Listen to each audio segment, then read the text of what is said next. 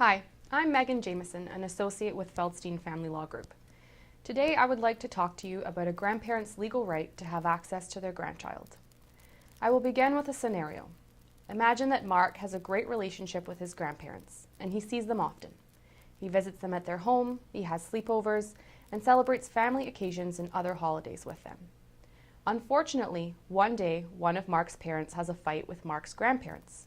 Suddenly, Mark's parents decide it is not a good idea for him to spend so much time with his grandparents. Eventually, his parents decide that Mark shouldn't be spending any time with them at all. The question is whether Mark's grandparents have any recourse in law to see their grandchild.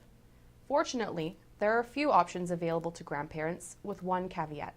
The leading case from the Ontario Court of Appeal on this subject defers decision-making power over grandparents' access to the parent of the child, unless three factors exist. The three factors are as follows. Number one, a positive grandparent and grandchild relationship already exists. Number two, the parent's decision has not imperiled this positive grandparent and grandchild relationship.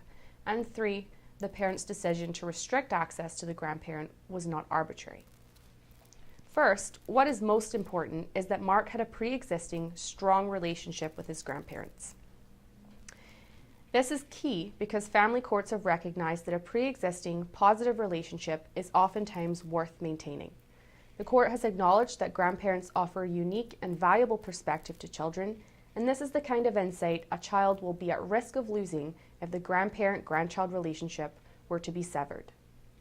Second, with respect to whether the parent's decision to withhold access to a grandparent imperils a positive grandparent and grandchild relationship, the court tends to place focus on the child. Generally, the second and third factors center around what the child stands to lose by being denied contact with his or her grandparents, and whether the decision by the parent to sever their relationship is unwarranted. If the grandparent has maintained a pre-existing relationship with the child, then it is more likely in the child's best interest to continue to have a relationship with his grandparents. However, there are circumstances in which it can be difficult to maintain a close relationship with a grandchild due to physical distance. In these circumstances, it is extremely important that a grandparent maintain a relationship with his or her grandchild through things such as telephone calls, text messages, or even email. For the court to intervene, this kind of communication will be important because a grandparent must establish that there has been a relationship with the grandchild which has been wrongfully discontinued. Ultimately, our legal system does afford grandparents rights to their grandchildren, particularly those grandparents who have played an active role in the lives of their grandchildren.